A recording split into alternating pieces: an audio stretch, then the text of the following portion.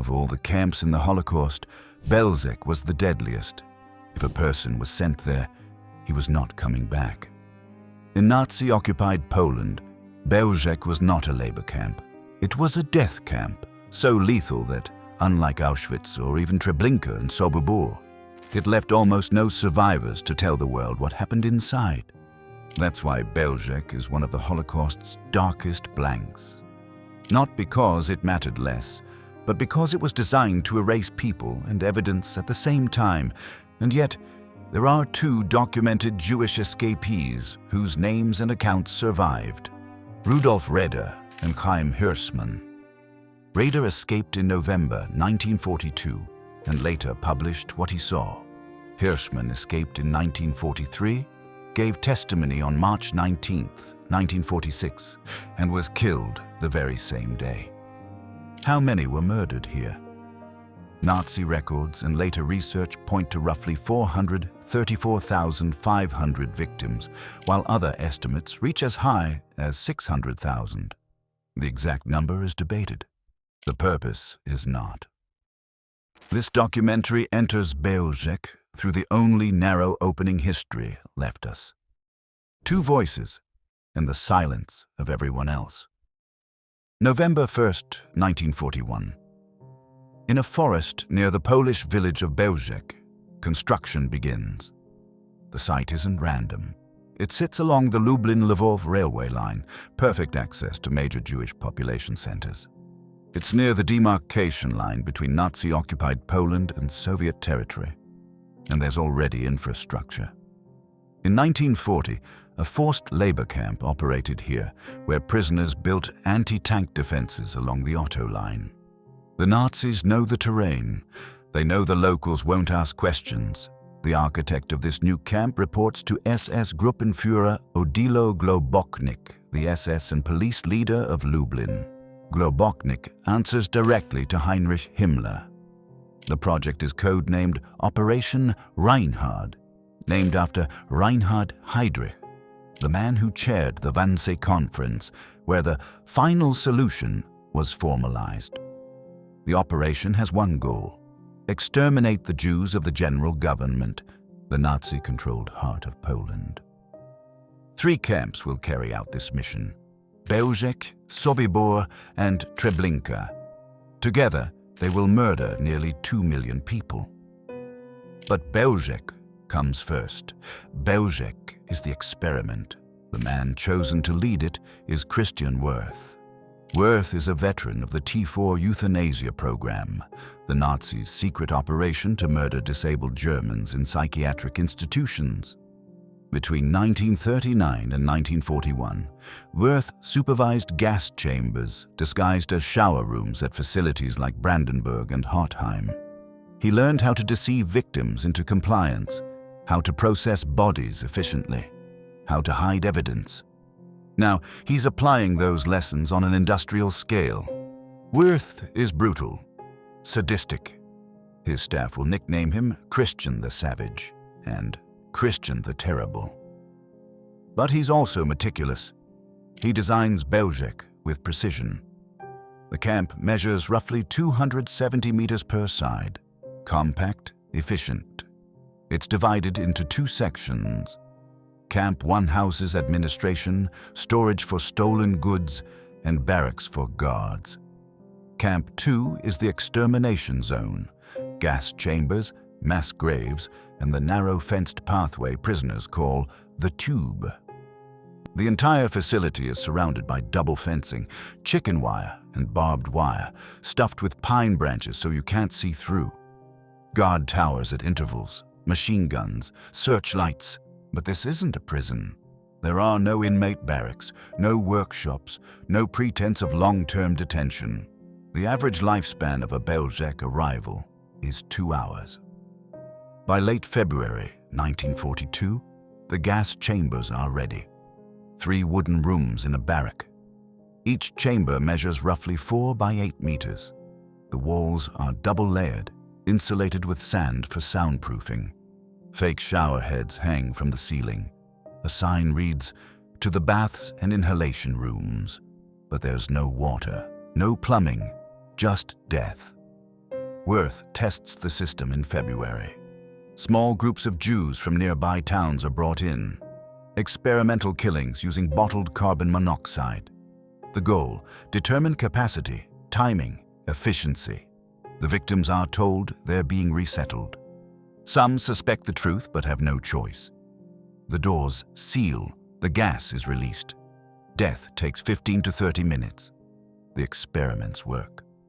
But Wirth wants a self-contained system, something that doesn't require constant shipments of gas bottles. So he orders the installation of a diesel engine salvaged from a Soviet tank.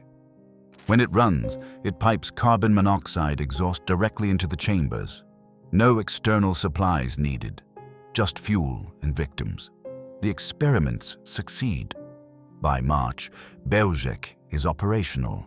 The blueprint is complete, and the transports begin. But Wirth isn't satisfied. The 3 wooden chambers can process only a few hundred at a time. As deportations accelerate, the camp can't keep pace. Bodies pile up. The stench spreads. In June 1942, gassings halt. Wirth orders construction of a new building, larger, more efficient, permanent. He's promoted to inspector and of all 3 Operation Reinhard camps, spreading the methods developed at Bełżec to Sobibór and Treblinka. The new commandant, Gottlieb Hering, another T4 veteran, takes over in June and oversees the expansion. The new gas chambers are made of brick and concrete. 6 rooms, each capable of holding 400 to 500 people. The walls are painted white, fake tiles on the floor. The deception is refined. By mid-July, the new chambers are operational. The killing capacity quadruples. But who operates this machine? Who staffs a place designed solely to murder? The German personnel, about 20 to 30 SS men, are almost exclusively T4 veterans. Wirth handpicks them. Men like Josef Oberhauser, his adjutant. Men like Erich Fuchs, who installs the fake shower heads and later testifies, "Wirth told us that in Bełżec all the Jews were to be bumped off." The bulk of the workforce, 90 to 120 men, are Ukrainian and Polish guards, many of them former Soviet POWs trained at the Trawniki camp. They're promised food, pay, and survival in exchange for compliance. They guard the fences, herd victims into the gas chambers, and shoot anyone who resists. And then there's the Sonderkommando, the Jewish Work Brigade. At any given time, roughly 500 to 1,000 prisoners are kept alive to maintain the killing process. They unload the trains, sort the luggage, clean the gas chambers, bury the bodies. They know exactly what happens here. And they know their own lives depend on silence and obedience. Most Sonderkommandos are murdered every few weeks and replaced with new arrivals. Fresh workers who don't yet know the system, who haven't yet organized, who can still be controlled. But some survive longer, some learn the rhythms of the camp, and some, like Rudolf Reder, will escape to tell the world what happened. By mid-March 1942, Bełżec is ready. The machinery is in place. The staff is trained. The deception is perfected. And the first large-scale transports are about to arrive. The pipeline of death is opening, and it will run for 9 relentless months. Late March 1942. In the Lublin ghetto, notices appear: resettlement to the east for labor. Jewish families are ordered to report to the Umschlagplatz, the assembly point, with 1 suitcase, food for 2 days, and all valuables. They're told they'll be assigned work in Ukraine, farms, factories, a future. It's a lie designed to ensure compliance. On the morning of March 17th, 1,400 Jews are rounded up from Lublin. They're held overnight in a synagogue. Families pressed together, children crying, the elderly confused. The next morning, they're marched to a slaughterhouse near the railway station. The symbolism is unintentional but chilling. They're loaded into 19 freight cars. By noon, the train departs for Bełżec. None will return. Over the next 2 weeks, another 17,000 Jews from Lublin follow. Then transports from Lwów. Then from towns across the Lublin district and eastern Galicia. The trains arrive daily, sometimes multiple trains per day. Each transport carries 2,000 to 2,500 people, men, women, children, infants, the elderly, entire families, entire communities. The journey to Bełżec is horrific. Freight cars, cattle wagons, sealed shut. No ventilation, no water, no toilets. People packed so tightly they can't sit. The heat is suffocating in summer, freezing in winter. Children cry until their voices give out. The elderly collapse. Some die standing up, held upright by the press of bodies. On some transports, 20% arrive dead. When the train finally reaches Bełżec station, it doesn't stop at the platform. It reverses onto a siding, a narrow track that runs directly into the camp. An old German rail worker named Rudolf Reder operates the switch. Day after day, transport after transport. He sees every train enter. He knows none return. The train stops inside the camp gates. Ukrainian guards throw open the doors. SS men scream, "Raus, schnell, leave your luggage. You'll get it after disinfection." People tumble out, disoriented, exhausted, terrified. Some can barely stand. They're herded into a courtyard. Christian Wirth himself sometimes addresses new arrivals. His tone is bureaucratic, almost reassuring. You've arrived at a transit camp. You'll be sorted by occupation. Everyone must shower and be disinfected before moving to the labor camps. Some victims applaud. They want to believe. The alternative is unthinkable. But then the yelling starts. Men to the left, women and children to the right. Move, faster. Whips crack. Dogs bark. Families are torn apart. A father reaches for his daughter. A guard shoves him forward. The crowd surges, driven by fear and confusion. Those too weak to walk, the sick, the elderly, infants, are separated immediately. They're carried or dragged to enormous pits at the edge of Camp 2. An SS man named Fritz Hirszman shoots them in the back of the head. Their bodies tumble into the graves. This happens in full view. The message is clear: obedience or death. The rest are driven into barracks, men to one side, women and children to another. They're ordered to undress. Completely. Leave your clothes folded. Tie your shoes together. You'll need them after the shower. Women have their hair cut. Quickly, roughly, by Sonderkommandos with shears.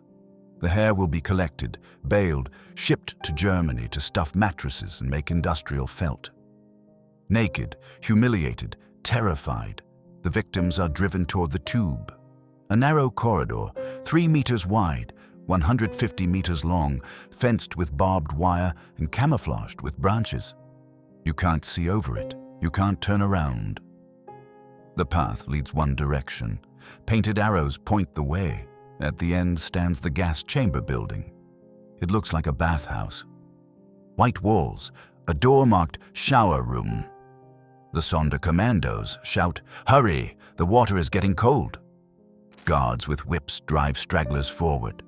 The crowd presses from behind. Some victims realize the truth, the smell of death, the lack of plumbing. But it's too late.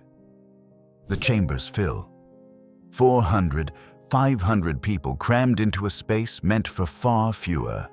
Shoulder to shoulder. Children lifted overhead to avoid being crushed. The elderly trampled underfoot. The doors slam shut. Heavy, airtight.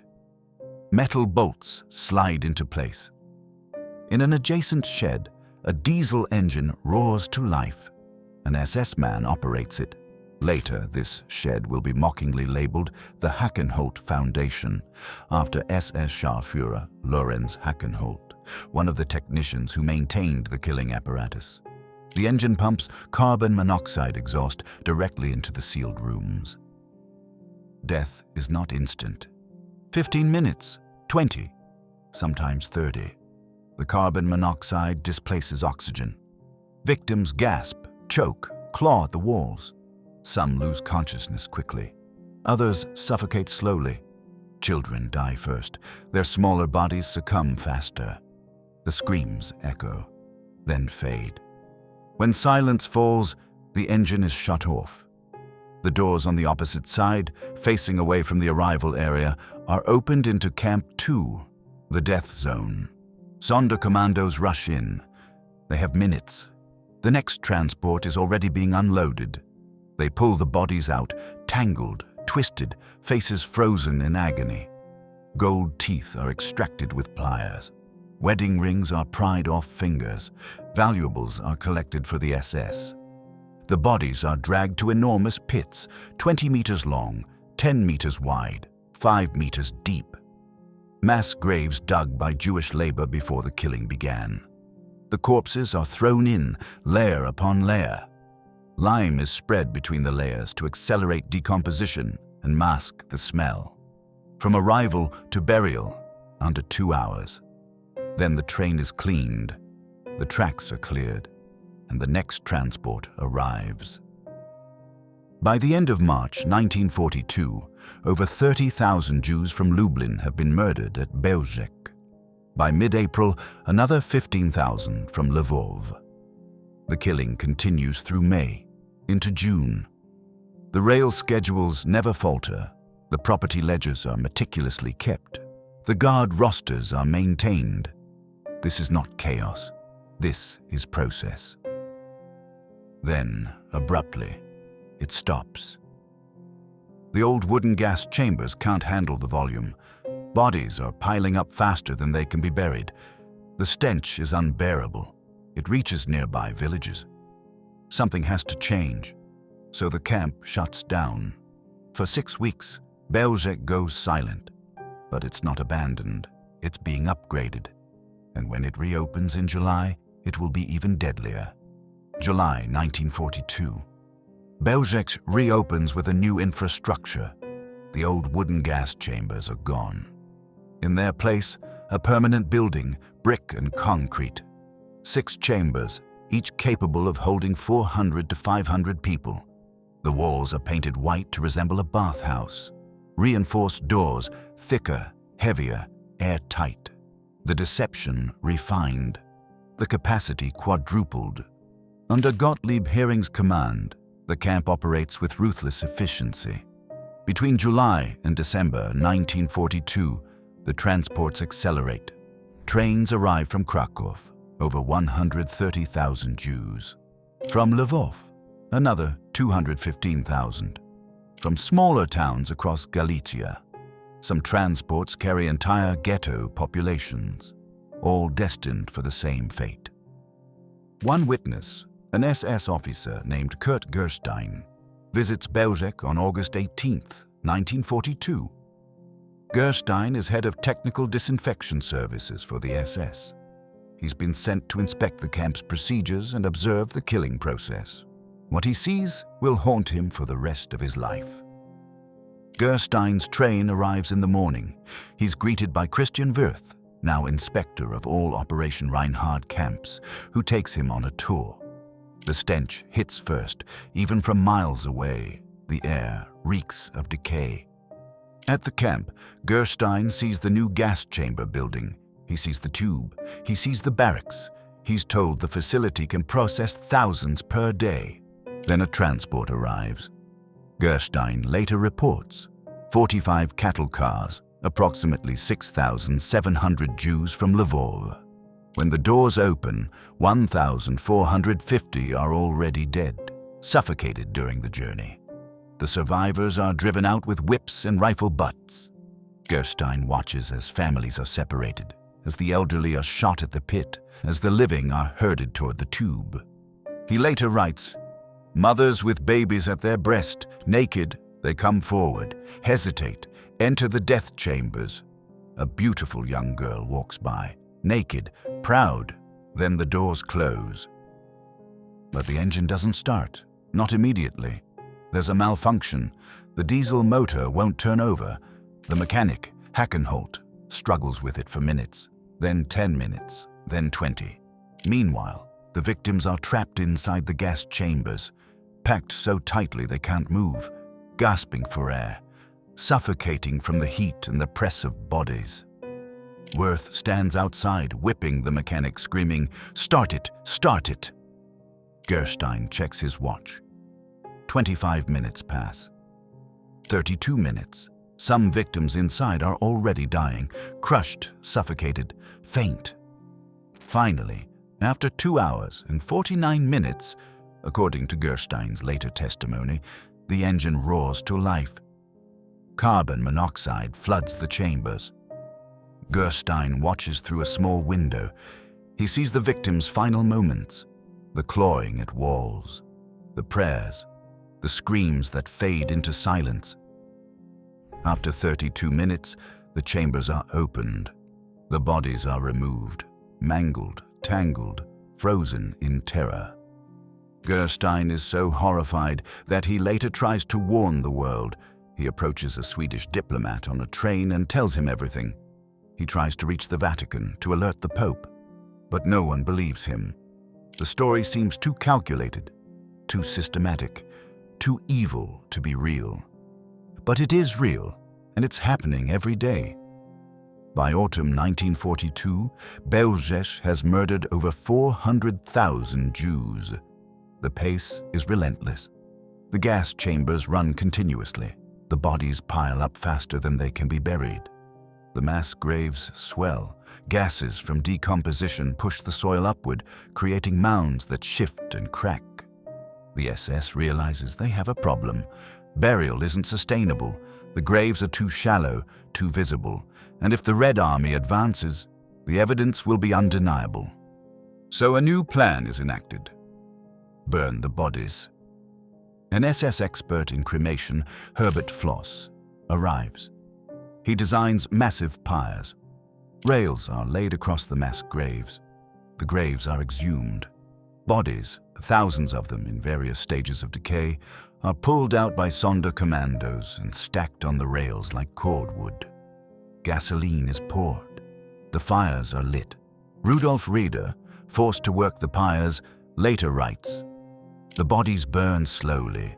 The fire reached temperatures so high that our skin blistered from the heat. We used hooks to separate bodies that fused together. The smell was indescribable, and the entire time we knew that if we stopped, we would be thrown onto the fires ourselves." The cremations continue for months. By early 1943, every mass grave has been emptied, every body reduced to ash and bone. The bone fragments are crushed with mallets and scattered. The ashes are buried in new pits or used to fertilize fields. The SS is erasing the evidence, but they can't erase the witnesses. The Sonderkommandos have seen everything. They've worked the gas chambers, the pyres, the burial pits. They know the numbers, the methods, the names of the perpetrators, and that makes them a liability. The SS policy is clear. Every few weeks, the old Sonderkommandos are executed and replaced with fresh arrivals. The cycle ensures no one survives long enough to organize resistance or escape. But a handful of prisoners do survive longer. They're skilled, carpenters, mechanics, locksmiths, and the camp needs their expertise. One of them is Rudolf Reder, and in November 1942, Reder gets a chance that almost no one else will get: a trip outside the camp. Rudolf Reder is 61 years old, a soap manufacturer from Lwów. He arrived at Bełżec on August 16, 1942, with his wife and son. His wife was murdered immediately. His son was likely killed within days. Reder was selected for the Sonderkommando because of his technical skills. He's been forced to work the gas chambers, the burial pits, the pyres. He's seen horrors that will haunt him forever. But Reder is also observant. He learns the camp's rhythms, the guards' routines, the moments of vulnerability, and in late November, he's given an opportunity. The camp needs sheet metal, supplies to repair the gas chambers and maintain the cremation grids. An SS officer named Fritz Hirszman orders Reder to accompany a Ukrainian guard, Karol Trautwein, on a truck to Lwów to purchase materials. It's a routine supply run. Reder is valuable, trustworthy.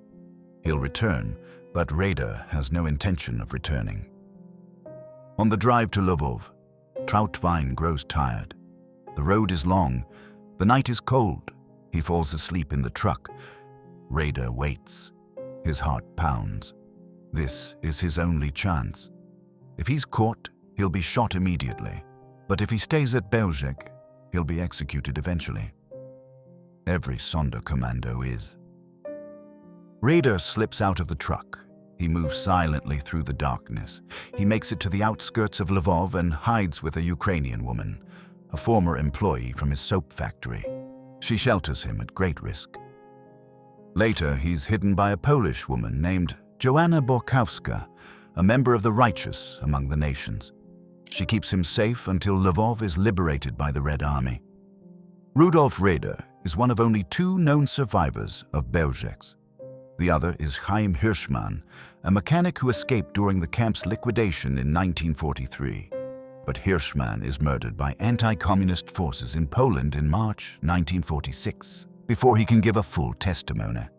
That leaves Reder, the sole adult witness, the only person who survived long enough to testify about Bełżec's operation. In January 1946, Reder appears before the Central Commission for Investigation of German Crimes in Kraków. He speaks calmly, methodically, describing the layout of the camp, the gas chambers, the deception, the killings. His testimony is devastating. It's also remarkably accurate. Later investigations confirm almost every detail. He testifies about the arrivals. They were told they were at a transit camp. Some even thanked the guards. He testifies about the gas chambers. The chambers were disguised as showers. The victims were driven in with whips and dogs. When the doors closed, they realized the truth. I heard them screaming. I heard them praying. And then, silence. He testifies about the bodies. We pulled them out in piles. Children crushed beneath adults, mothers clutching infants. We searched for gold teeth, for valuables, and then we threw them into the pits. Thousands every day. In 1946, Reder publishes a book, Bełżec. It's a slim volume, fewer than 50 pages. But it's the only first-hand account of Bełżec's operation from a Sonderkommando survivor. The only testimony from inside the killing process. For decades, it's the primary evidence historians have of what happened there. Reder's survival comes at a cost. He changes his name to Roman Robak to protect himself from retribution. He emigrates to Israel in 1950, then to Canada in 1953, settling in Toronto. He testifies again in 1960 at the Bełżec trial in Munich, helping convict SS officer Joseph Oberhauser. But the trial is limited. Oberhauser is the only Bełżec perpetrator ever prosecuted.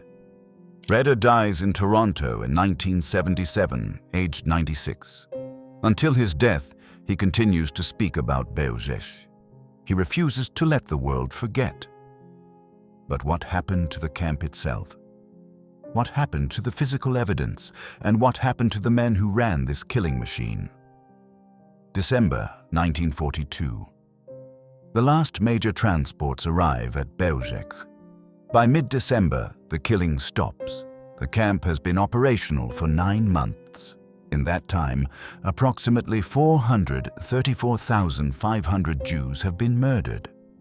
Nearly 1,600 per day, some days 4,000 or more. Entire communities from across Poland and beyond have been erased. But now the ghettos are emptying. The deportations are slowing, and the SS has a new priority: destroy the evidence. From December 1942 through spring 1943, the final Sonderkommando, roughly 500 Jewish prisoners, is forced to exhume the mass graves and burn the bodies. The work is unbearable. The corpses have been buried for months in various stages of decomposition. Some are skeletal. Others are bloated with gases. The smell is so overwhelming that even the guards wear masks. The bodies are stacked on enormous pyres built over the open pits. Rails laid across the graves support the weight. Gasoline and wood fuel the fires. The flames reach temperatures hot enough to crack bones. But bones don't burn completely. The Sonderkommandos use mallets and grinders to crush the fragments into powder. The ashes and bone dust are scattered, buried, or dumped into nearby rivers.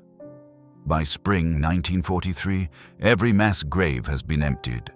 Over 400,000 bodies have been reduced to ash. The physical evidence is nearly gone. Then the camp itself is dismantled. The gas chambers are torn down brick by brick. The barracks are burned. The fences are removed. The rails leading into the camp are pulled up. Trees are planted, fast-growing lupines that will obscure the disturbed soil. A farmhouse is built over the former gas chamber site. A Ukrainian farmer is installed and ordered to deny the camp ever existed. The final Sonderkommandos, the witnesses who exhume the graves, who burn the bodies, who know every detail, are told they're being transferred to Sobibor for new assignments. It's a lie. They're loaded onto trains in May 1943. But the prisoners know the truth. They've seen how the SS operates. They know what happens to witnesses. So on arrival at Sobibor, some attack the guards on the unloading ramp. It's a desperate, doomed act of resistance. They're all shot. By June 1943, Bełżec is gone. The site is unrecognizable. The farmhouse looks ordinary. The fields are tilled. To any passerby, this is just another Polish farm. There's no sign that 434,500 people were murdered here. The SS has succeeded, almost. They've destroyed the physical camp. They've burned the bodies. They've executed the witnesses. But they've failed in one critical way. Rudolf Reder escaped, and his testimony survives. But what about the perpetrators? What happened to the men who designed, operated, and supervised Bełżec? A courtroom. Munich, 1963. The only trial for Bełżec crimes ever held. The defendant, Josef Oberhauser, Christian Wirth's adjutant and one of Bełżec's senior officers. The evidence is scarce. Most witnesses are dead. The camp has been erased. Rudolf Reder testifies, but he's elderly, his memory questioned by defense attorneys who suggest he's confused, exaggerating, mistaken. The trial reveals the challenge of prosecuting Bełżec.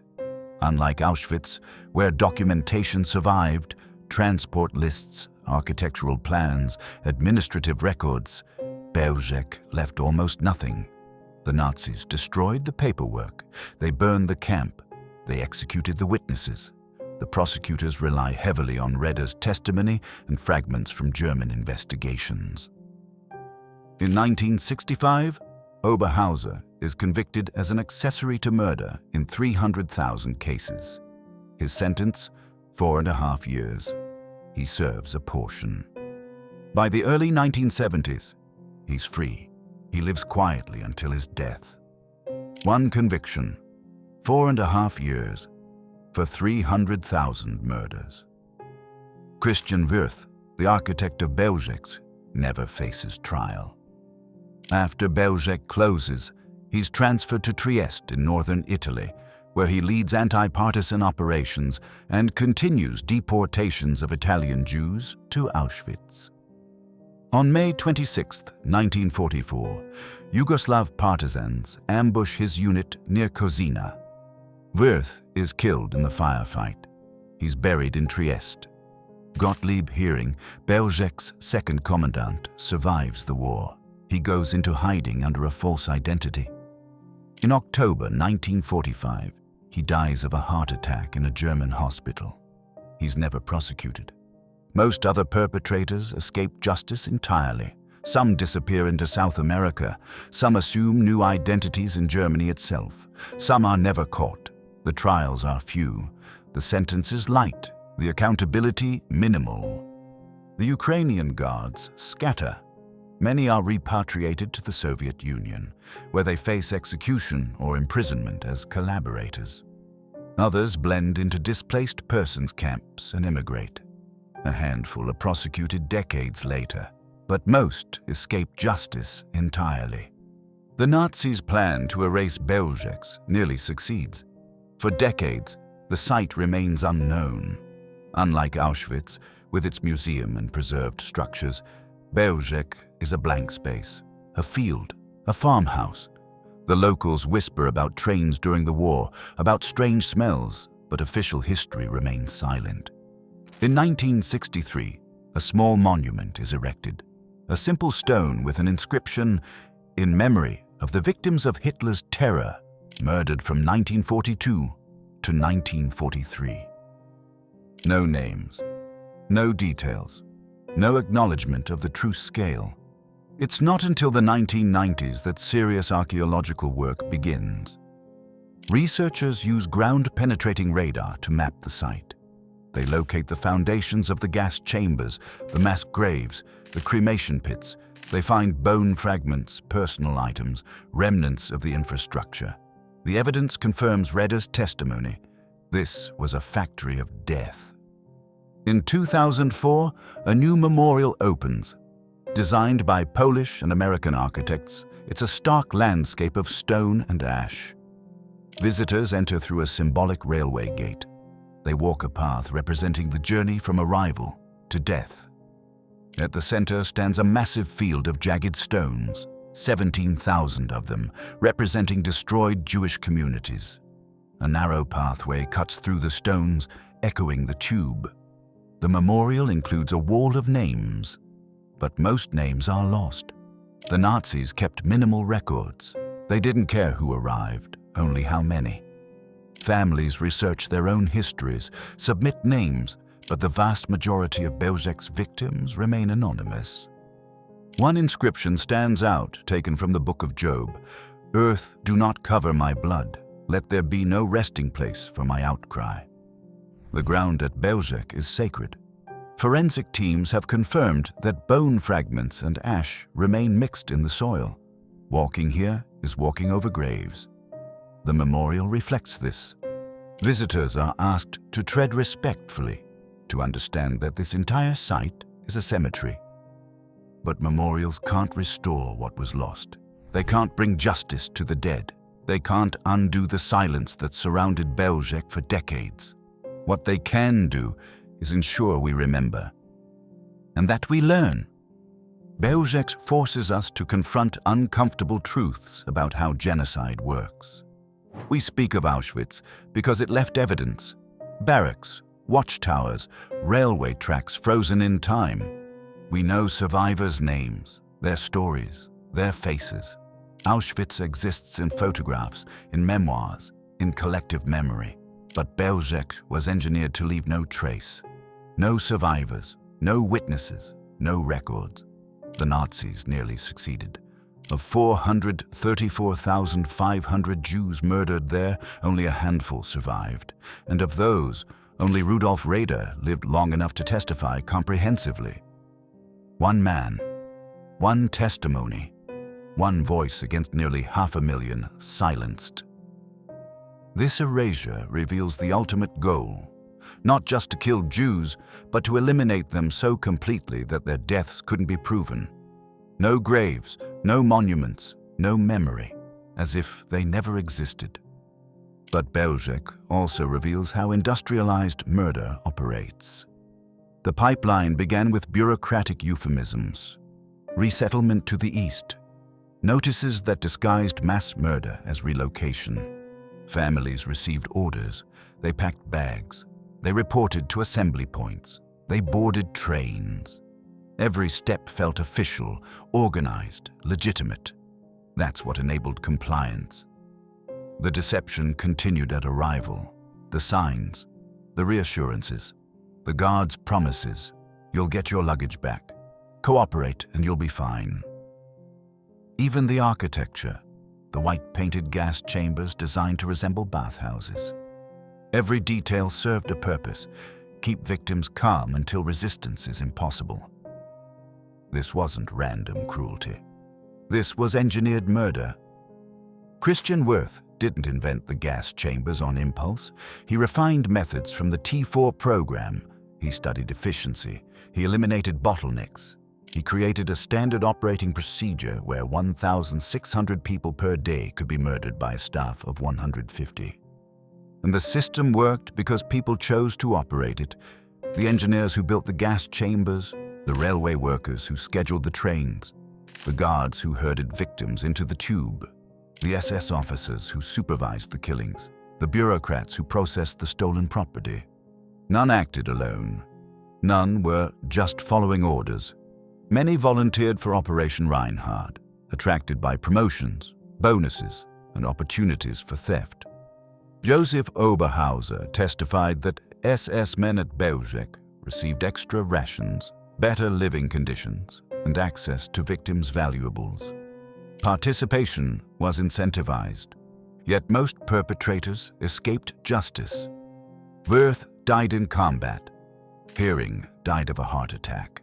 Oberhauser served 4.5 years. The vast majority were never prosecuted. They lived normal lives, grew old, died in their beds. The injustice is staggering, but perhaps the greatest injustice is the silence. For decades after the war, Bełżec remained unknown. Historians focused on Auschwitz, on the camps with documentation and survivors. Bełżec was a footnote, a statistic, a nameless tragedy. It took Rudolf Reder's testimony to pierce that silence, a single voice insisting, "This happened, I saw it, I survived to tell you." And slowly, the world began to listen. June 3rd, 2004. A new memorial opens at Bełżec. Survivors from Sobibor and Treblinka, Bełżec's sister camps, attend. Historians, descendants. Among them is a delegation of researchers who spent years uncovering what the Nazis tried to hide. The memorial is stark. A path of white stones leads visitors from the symbolic entrance, representing the arrival platform, through the tube, ending at a massive slag heap representing the cremation site. The heap is made from the ashes of the actual site, mixed with concrete. You're literally walking on the remains of the murdered. 17,000 jagged stones rise from the ground, each representing a destroyed Jewish community. They're rough, broken, like teeth torn from the earth. Between them, a narrow path. You have to choose your route carefully, just as victims once had to navigate the tube. At the far end stands a wall of remembrance. Names are etched here, but so few. Of 434,500 victims, only a fraction can be identified. Most died anonymously. No records, no witnesses, no graves. But the memorial includes testimony. Panels quote Rudolf Reder, Kurt Gerstein, other witnesses. Their words echo across the stones. They were told they were going to shower. Some even thanked the guards. The engine didn't start for nearly 3 hours. People were suffocating inside before the gas even began. We burned thousands a day. The fires never stopped. These testimonies are memory's resistance against erasure. Words etched in stone, voices preserved in archives, evidence that refuses to vanish. The memorial also educates. It explains Operation Reinhard, the code name for the plan to exterminate Polish Jewry. It details the 3 camps, Bełżec, Sobibor, Treblinka.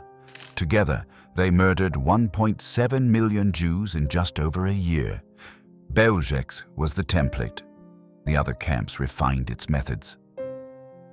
But the memorial asks difficult questions. How did this happen? How did ordinary people become perpetrators? How did neighbors betray neighbors? How did an entire system, railways, bureaucracies, industries, coordinate to erase human beings? The answers aren't simple, but the memorial insists we ask. Because Bełżec teaches us that genocide doesn't announce itself with fanfare.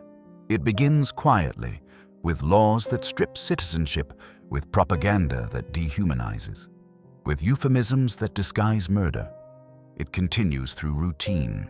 Trains that run on schedule, camps built from blueprints, guards who follow instructions, bureaucrats who file reports, each person doing their small part, never seeing the whole machine. And it succeeds through silence. Witnesses who don't speak, bystanders who don't act, neighbors who close their curtains, nations that refuse to believe. Bełżec was hidden in plain sight. Locals saw the trains arrive. They smelled the smoke. They knew something terrible was happening, but they didn't ask. They didn't intervene. And in their silence, the killing continued. After the war, that silence deepened. The Nazis had erased the physical evidence. The Soviets weren't interested in highlighting Jewish suffering specifically. They preferred to emphasize fascist crimes against all peoples, obscuring the targeted nature of the Holocaust. And in the West, Bełżec was forgotten in favor of Auschwitz, Dachau, Bergen-Belsen, camps that left visible scars that fit existing narratives. It wasn't until Rudolf Reder testified, until historians began excavating, until the 2004 memorial opened, that Bełżec began to emerge from obscurity. But even now, most people don't know its name. Mention the Holocaust, and they think of Auschwitz. Mention death camps, and they think of Zyklon B. Bełżec, the first fully operational extermination camp, the template where the methods were developed, remains largely unknown.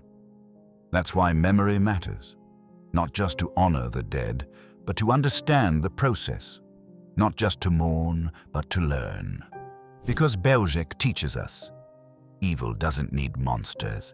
It needs routine, it needs compliance, it needs silence, and it needs us to forget.